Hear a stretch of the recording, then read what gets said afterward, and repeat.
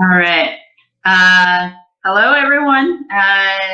It's a little bit earlier here, so if I'm stuttering, that's because it's early in the West Coast. So today I'm going to be talking about coordination and social coordination between multiple people and across different spatial temporal skills.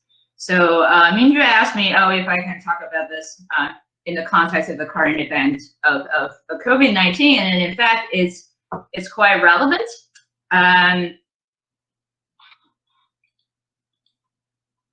So what I'm showing you here is a simulation of the H1N1 spread in 2009.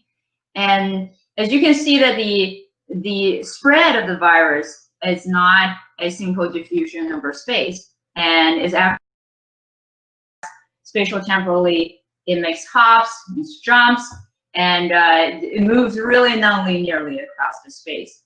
So what we're seeing here, the space spread of viruses, are not really a spread over physical space. We're talking about the spread over a structure that is the social system. So the complex spatial temporal dynamics you can see in the spreading of virus and other information is highly constrained or defined by the underlying structure of the social system. So in the study of a complex system like the brain and the social system, we're interested in how information is really propagating in the structure, or in the current case, how viruses are propagating in the social structure. When we think about a social structure, we usually talk about the social network. As we use social media, we think of these relations as relatively static. Oh, you are my friend, and that person is my teacher, and there is a relation between me and the other person. And this space of connectivity is usually not the same with a physical space. And because of that, in fact, information propagation or virus propagation are much faster on this type of non-simple spatial, non-simple connectivity. But more importantly, these social networks are not really static as we tend to think, that they are changing over time. So there are constant regrouping between peoples, as you might be able to see later when you are playing around with the tables here at the conference, that you're going to be switching around different groups and talk to different people at the time. So the social networks is really a dynamic structure. What is more interesting is that these changing between spatial social groups is also connected to the spatial and temporal skill of the social structure. So in a very slow time scale and a very long time scale, social structure is kind of large chunks, large scale networks that are relatively static. But as you move on to shorter time scales, you will see more dynamic switching at a smaller, finer spatial scales. So these spatial and temporal skills of how social coordination happens is very dynamic, and it's of a multi-scale nature.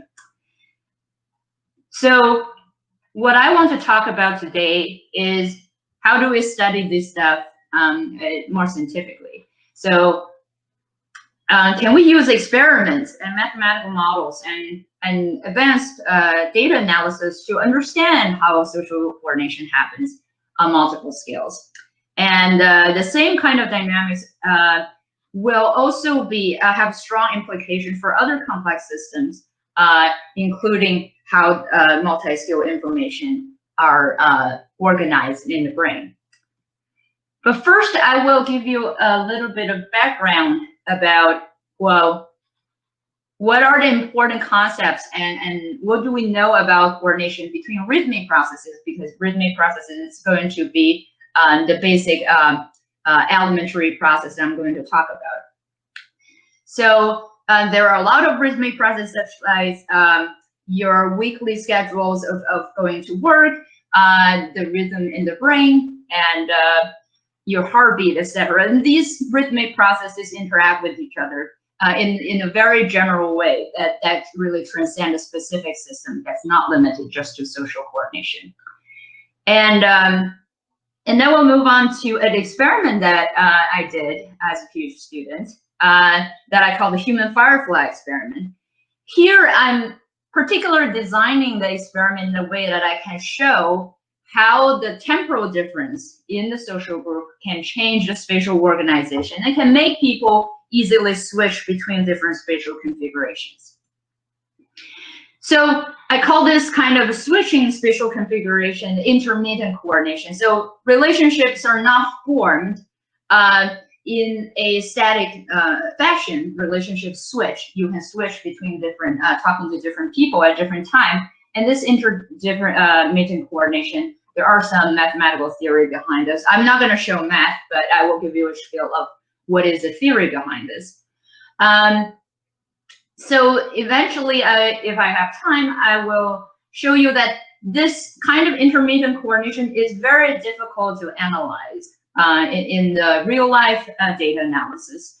And it requires some new data analytical methods to reveal information in this type of complex intermittent coordination.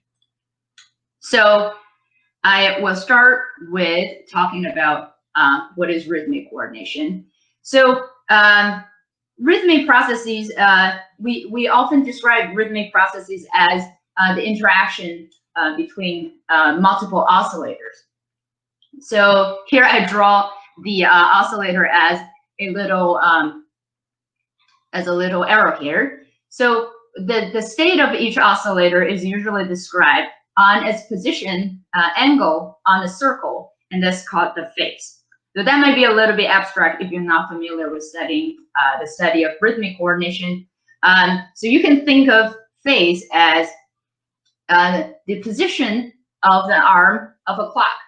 An individual oscillator are these arms, and they are moving at a specific rate around this clock. So what we're interested in is how do they form relationships? So how do these arms of the clock interact with each other and form specific relation with each other? So when we talk about relation between oscillators, we are talking about the relationship between their phase. So the angle that the two oscillators are forming. A very familiar one is often observed in nature is synchronization. So the two oscillators will constantly keeping their phase together. So there will be two arms on the clock that are constantly moving together, and that's called phase locking. On the other hand, we can also have a syncopated solution where the two oscillators are opposite to each other as they are increasing their phase. So an example of anti-phase coordination would be like the relationship between your legs as you're walking. So what we want is what happens between the relations of these two oscillators if we individual difference and increase the time scales at which they prefer to move. You can think of that again as the arms on the clock, that they tend to rotate at different rates. So how is that? The difference between their preferred rate of movement or frequency is going to change how they form this type of phase relation. So to visualize that, I will plot the relative phase phi between these two, the phase angle between these two oscillators as a function of time. But as in time, I'm increasing the frequency difference between the two oscillators. So I'm increasing the individual difference between them. So when the individual difference is really small, the relative phase will stay at relatively constant position. So the red line here is to say if the two oscillators are close to in phase or synchronization, they will stay there constantly. And if they start close to anti-phase, they will stay there constantly. But if we continue to increase the individual difference between them, I call this regime bistable regime. It means there are two patterns you are able to visit. But if we increase the difference between these two oscillators, you will find out the antiphase solution, a pattern, is no longer stable at this part. So only synchronization is possible. So the system becomes a little bit more boring. This is called a monostable coordination. But if you further increase the frequency difference between the two oscillators, you will have this sort of running solution. So the phase relation is really no longer constant, but it's also not just drifting.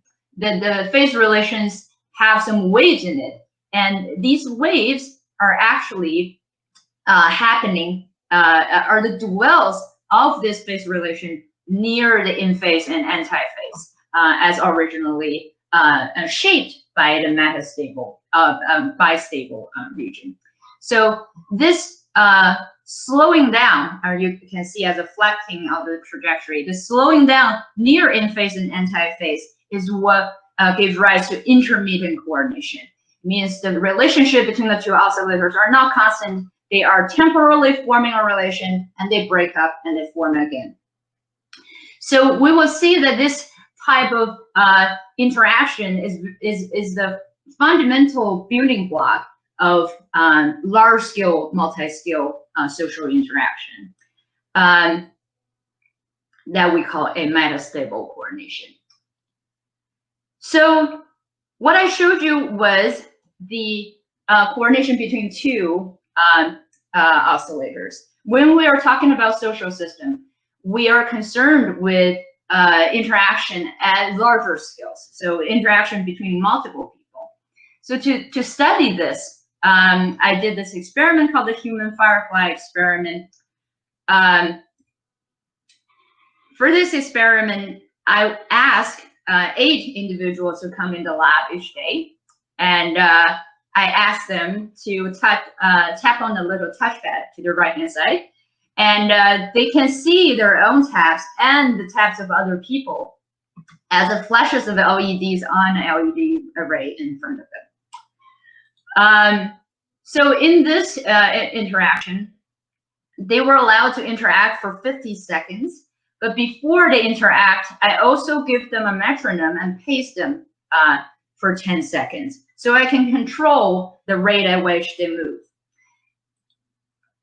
So they were asked simply to continue the metronome frequency that I saw at the beginning and continue that throughout the interaction period.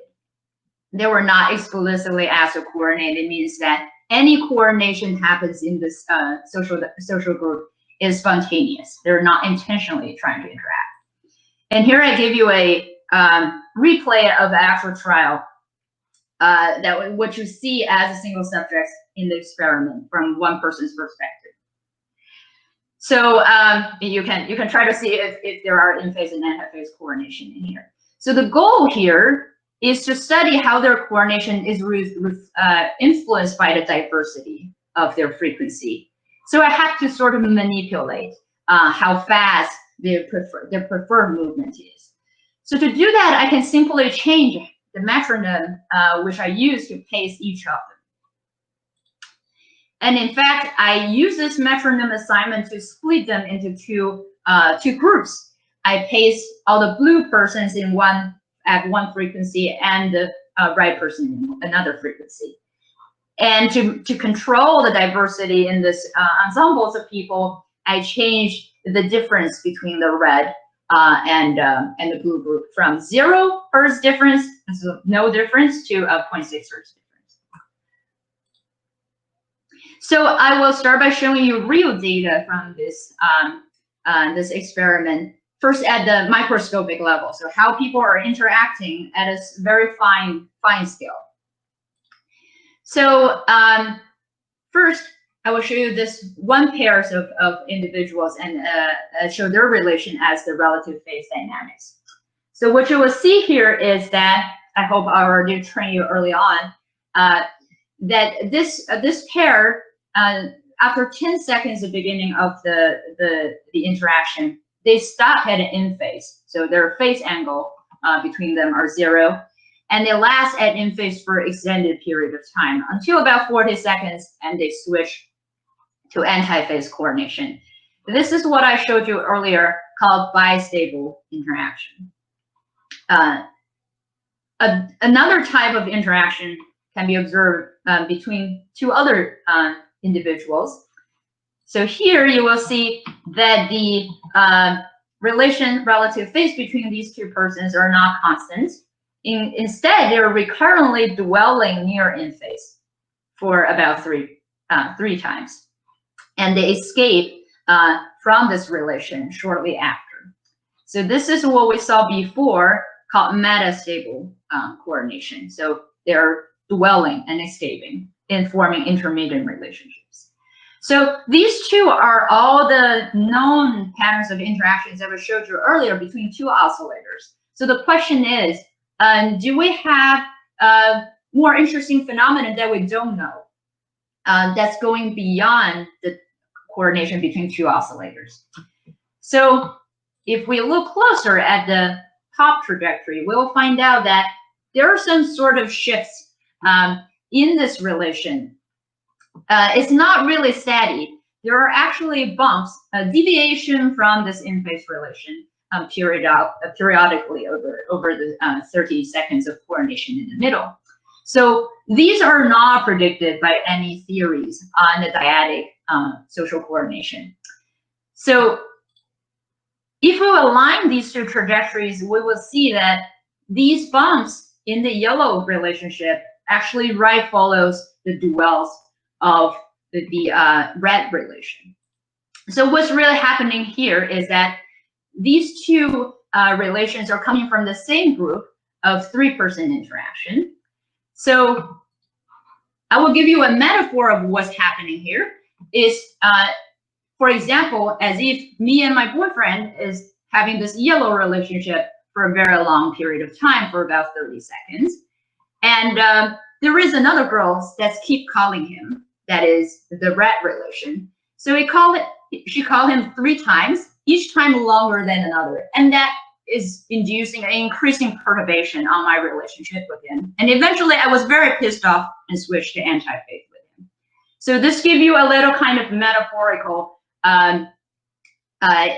information about what is happening when we add more put more relationships together in a social group. So because we have more people interacting, we also have multiple relations. And these relations are going to compete with each other and create additional constraints in emergent behavior in the social interaction. So what you can also notice that there are different time scales of these relations. So one is a very long time scale, the other one is as much recurrent or short time scale. So when we add more people into the system, for example, here I'm just increasing one more person. There are now 4 individuals described by 3 pairwise relationships. You might have even more time scales of these relationships going on in the social group. And when that happens, that gives rise to what we call spatial temporal metastability. It means the group as a whole, the configuration of the social group, are switching between different spatial configurations over time constantly. And I hope that reminds you of what I showed you earlier about the dynamics networks in larger scale social systems. We are constantly switching between different grouping relations over time. So on a more macroscopic level, if we manipulate a diversity in this ensembles of people, what will happen between the relationship between groups? Now we're not talking about relationship between individuals, we're talking about groups. So here I'm showing you the frequency, how the frequency change of 8 different individuals as a function of time. Because I directly manipulate the metronome frequency of these two, the red and blue group. If the frequency difference is very large, at 0.6 hertz, you can see that they're clearly grouped into 2 different frequency groups, one of higher frequency around 2 hertz, the other one at 1.2 hertz. So they are really segregated. They are mainly interacting within their own groups. They're not interacting so much across groups. So if we decrease the frequency difference between the two groups, we will now see there is still a clear separation in terms of there is a high frequency group and there is a low frequency group, but you will see them start interacting a lot more with each other. And if there's no frequency difference at all, of course, they are forming a huge group, and this group has little differentiation within it. So how do we describe quantitatively about how the frequency difference are changing the intergroup relationship? So to do that, I study how this coordination between people of the same color, paced with the same frequency, and how that relates to the cross-color interaction, so the intergroup coordination. So, for example, if there is no frequency difference, so these two colors are really the same, increasing the coordination within these groups will also increase the coordination between these groups. So I call the slope of this line the levels of intergroup integration. So if the slope of this line is positive, it means that the more cohesive these within this group, there are more interaction between the groups. So these two groups are integrated. If there are more cohesion within the group leads to less coordination across the social groups, it means these two groups are segregated. And if for this experiment, if we have moderate to no frequency diversity, the two groups are more or less integrated. But if we have a very high levels of frequency difference between the groups, the two groups are effectively segregated. So what is interesting here is I can interpolate for where the zero slope is going to be. And that gives me the critical diversity. So this critical diversity gives you a boundary between the group integration and segregation. If the difference is less than this critical level, the two groups will be integrated and they will facilitate each other. If the diversity is higher than this critical level, then the two groups will be segregated, they will undermine each other.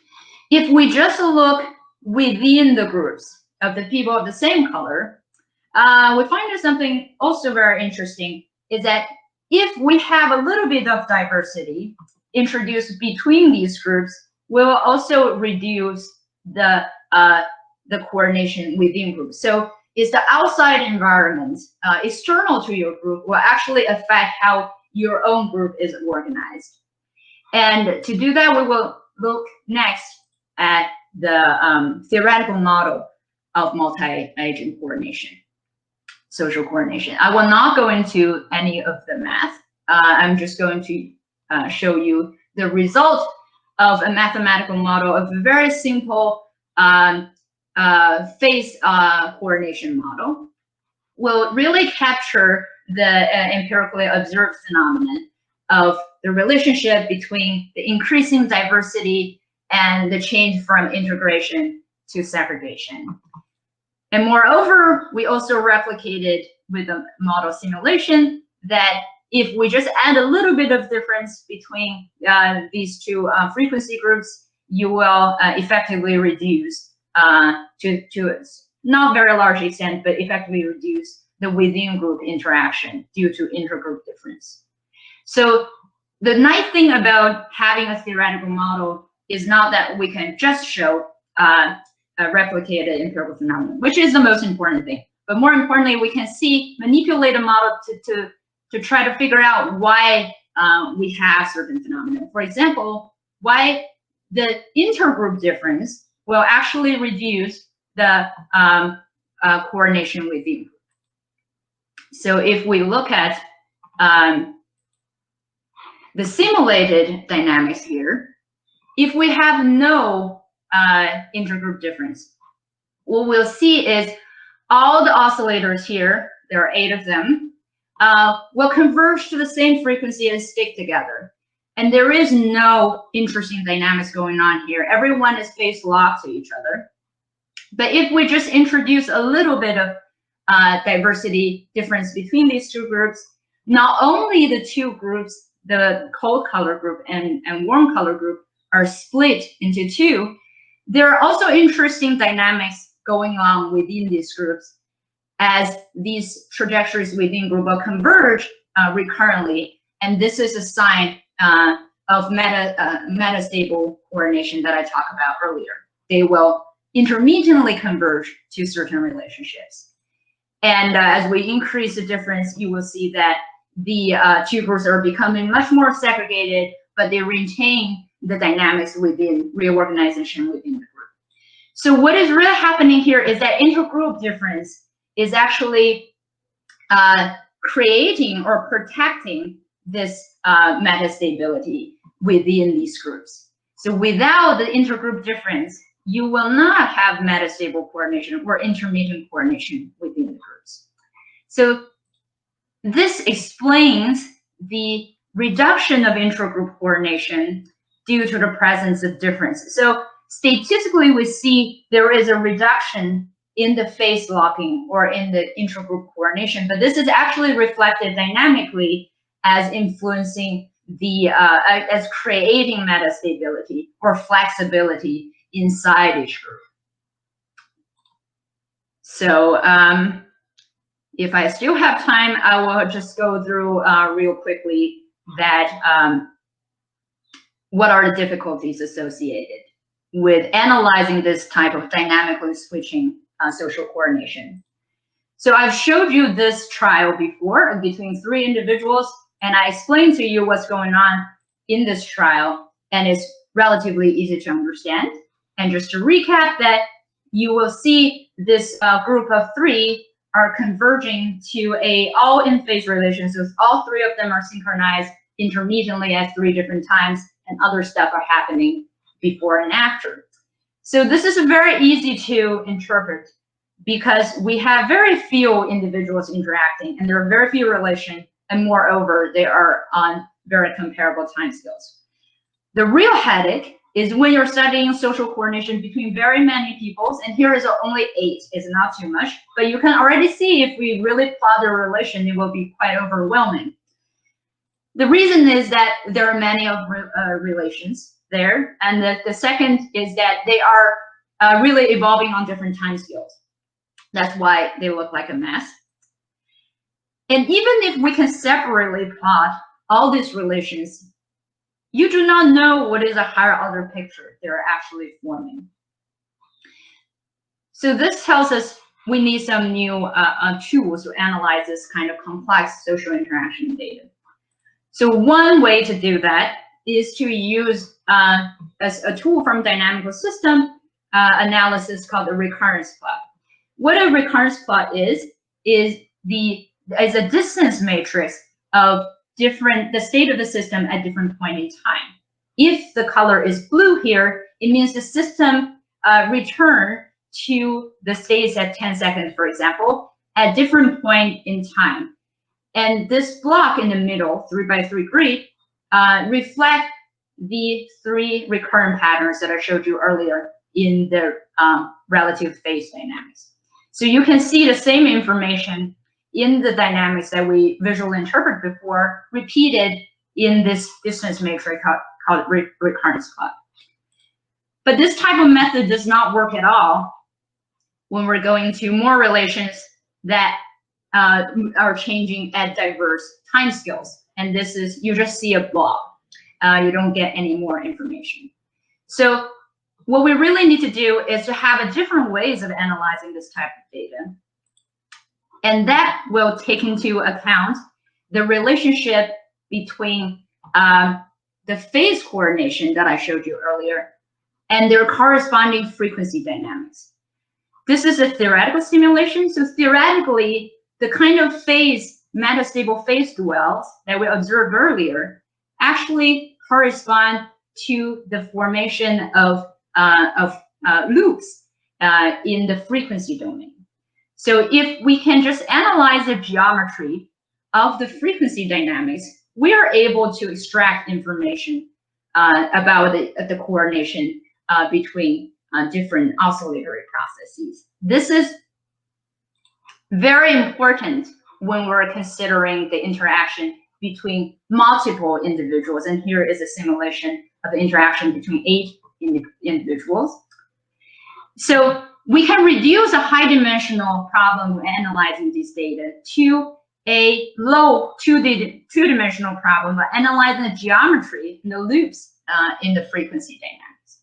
And if we do that for the 8-agent example or the 8-person interaction in the real data, I will just show you directly that we will see the recurrence of their topological features in these dynamics will give you amazing structure that cannot be reviewed either by the time series on the left-hand side or by the regular recurrence plot.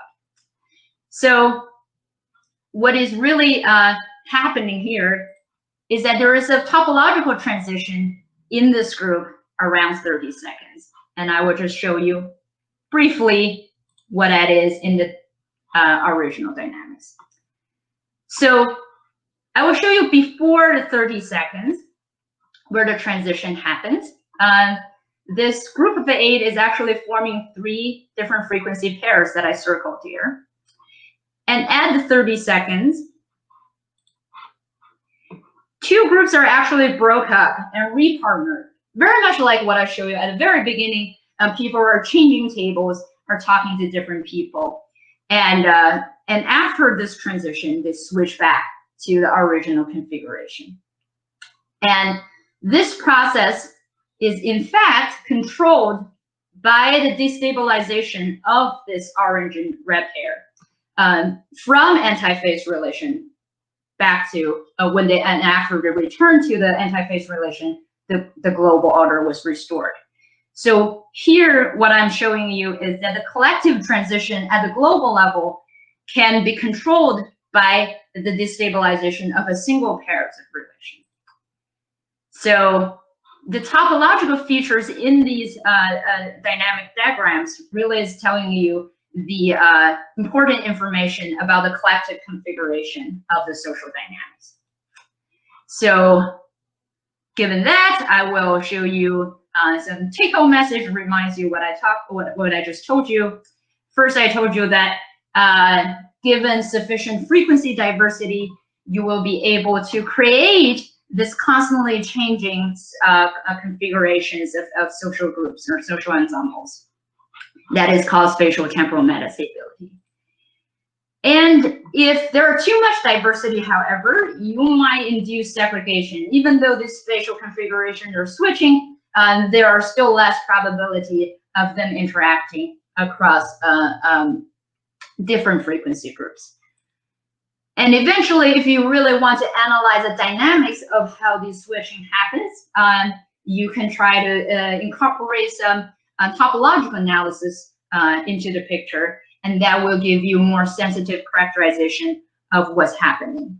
So I want to finally thank my collaborators and advisors, and I thank NIH for funding this this project. And now I can take any question if there's any.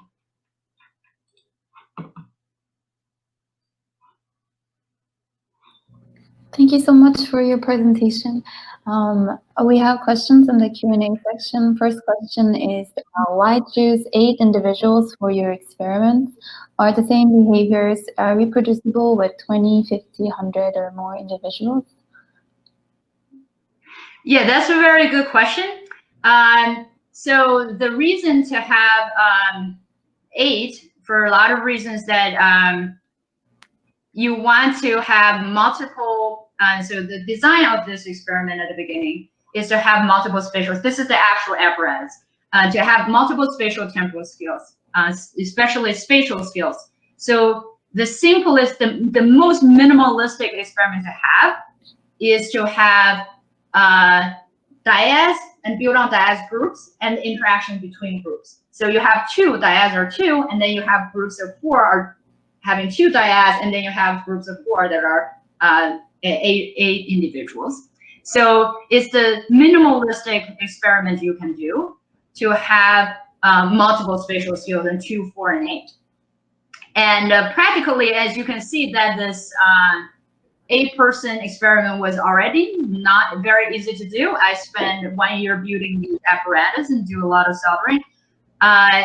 Practically is very difficult to handle, to have as well-controlled experiment for 20, 50, and 100 people. And interestingly, the model that I showed, no, I didn't show the math per se. So the theoretical model was actually connecting two different theories of rhythmic coordination at very large scales and very small scales. So very small scale means dyadic interaction. And this experiment actually generalized the theory or connected theory from dyadic interaction to the interaction at very large scales, for example, of the clapping of people in an audience at a music convention, for example. So this is actually a consistent theory, a unified theory of both small scale and large scale interaction. Thank you so much. Okay, we have a second question. I will ask is, have you observed metastable relationships turn into stable relationships in certain situations or simulations? I think the story is really the, from this experiment, is the opposite. So what was really surprising about this experiment as I was analyzing the data is I was expecting something just that. I was expecting that maybe metastable relationship will be turning into stable relationship over time. And in fact, the opposite happens, is that stable relationship turns into a metastable relationship. There are more analysis that I did that shows that people really don't like stable relationships. Even if they are really stable at the beginning, they tend to diffuse. They start to want to diversify. So everyone wants to be different, just like everyone else. So people want to be different with each other in this scenario. We have 15 minutes left, but there's still a few more questions to ask. Do you think neuroscience research can improve your understanding of social coordination in the community?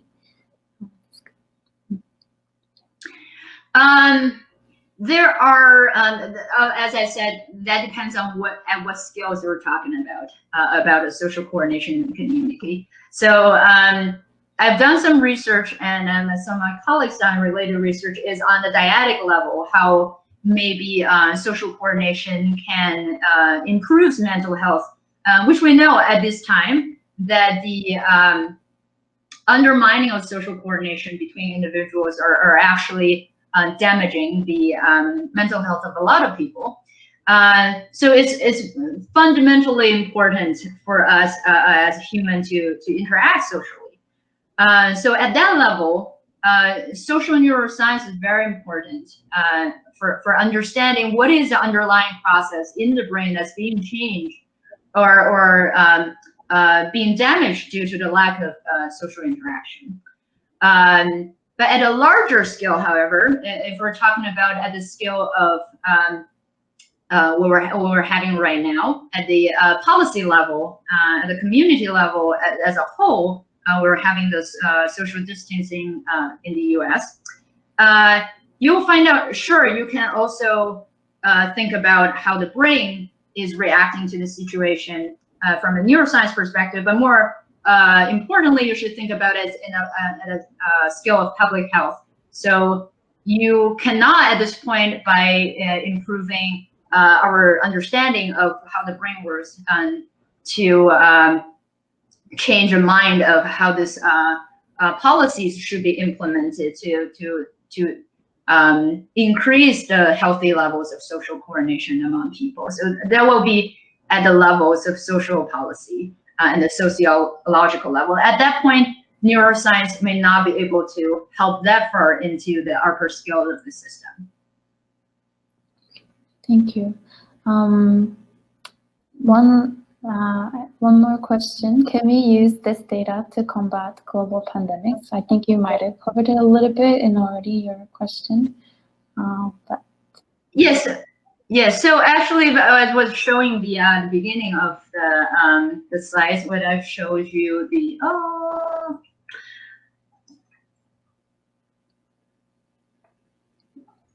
I showed you the pandemic simulation at the very beginning, and that's you shouldn't be changing this step by step. So this video is actually a simulation that utilize the dynamic information, not just the static social networks information. That includes the human mobility over traffic networks. So, and that increase is predictability of the peak the peak of the infection spread over the population. So because of there are this constantly intermittent coordination between the people, and it's not static, this type of dynamic social networks have very different properties as to how the virus was spread, which means it will spread much faster usually with this dynamics incorporated. So it can help better predict what's going on. When do we anticipate a peak of infection, for example, in this pandemic situation? Okay.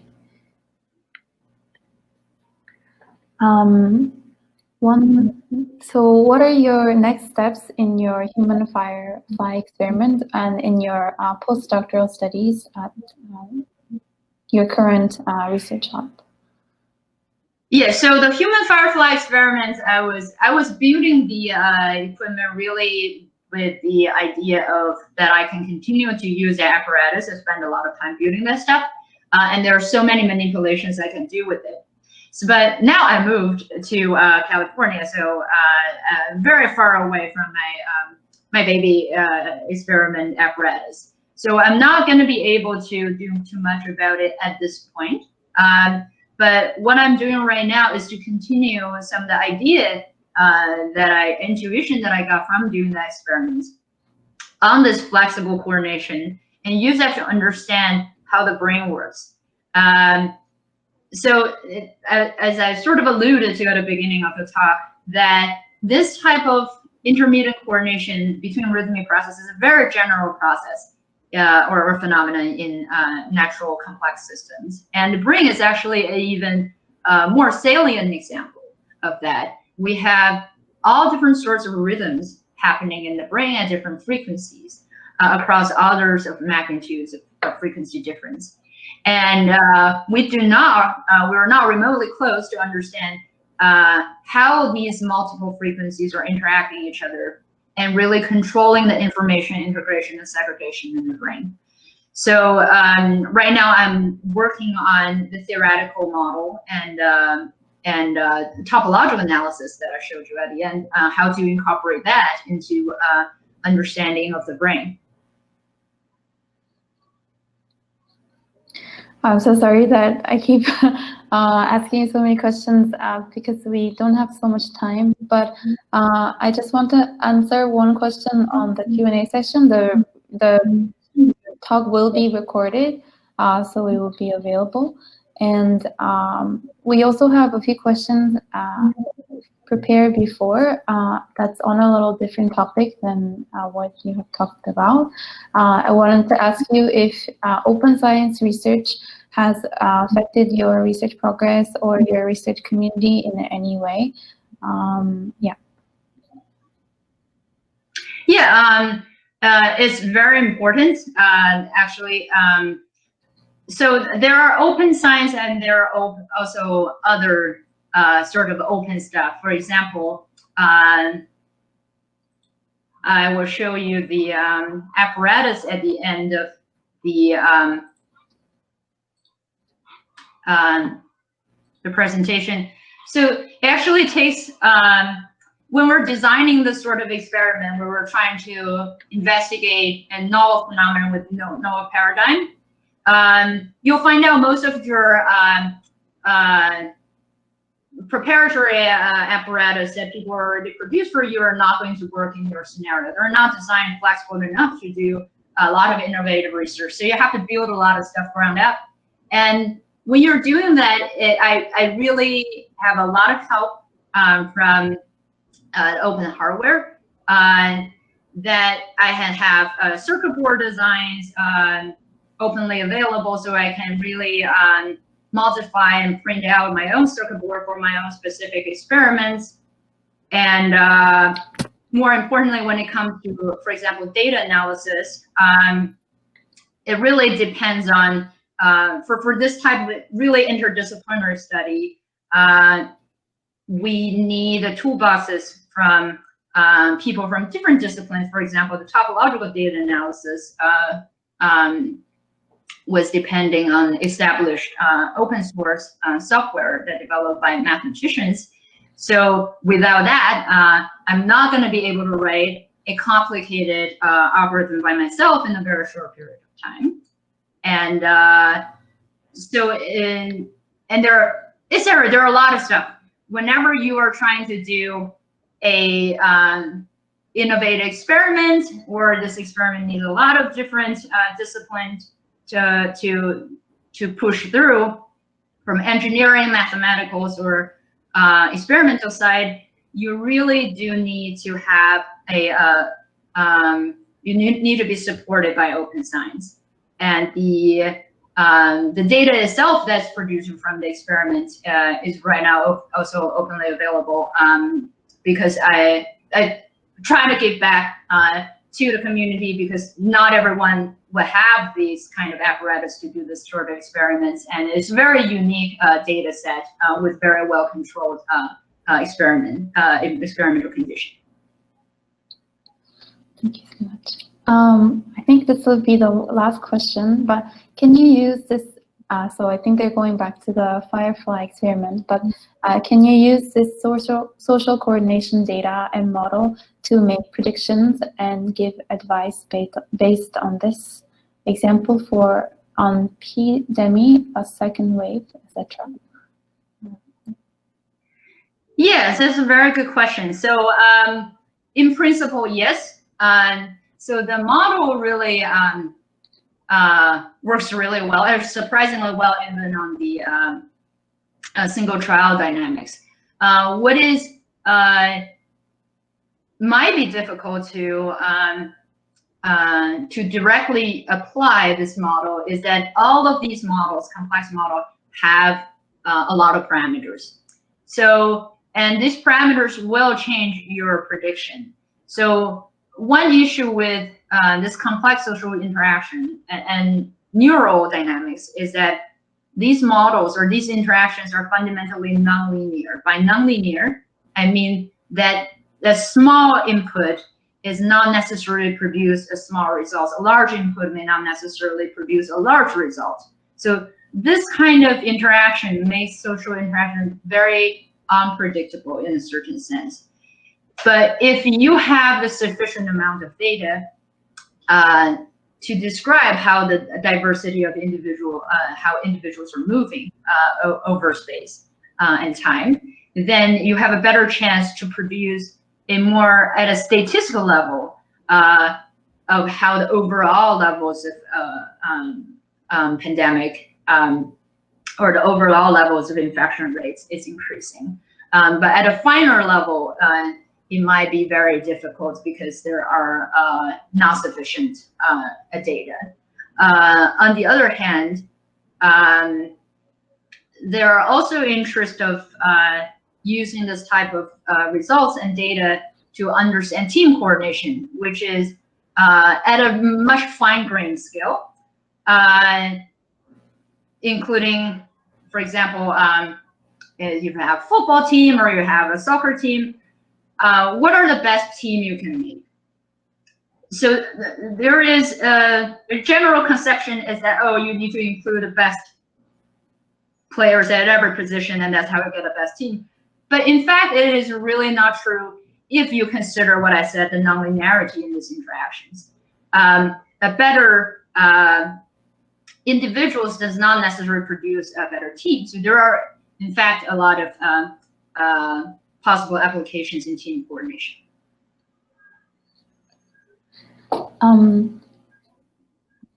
think we have about 4 minutes left, but I think, does anyone have more questions? Or also, if anyone wants to come on stage and ask questions live as well.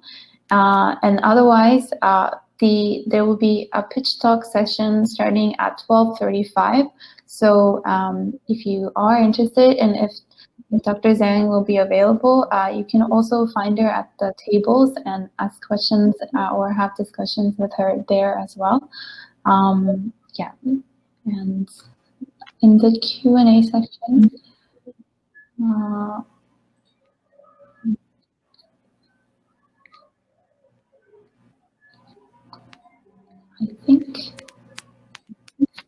I think that might be it for us, because we have only 3 minutes left. Right. All right.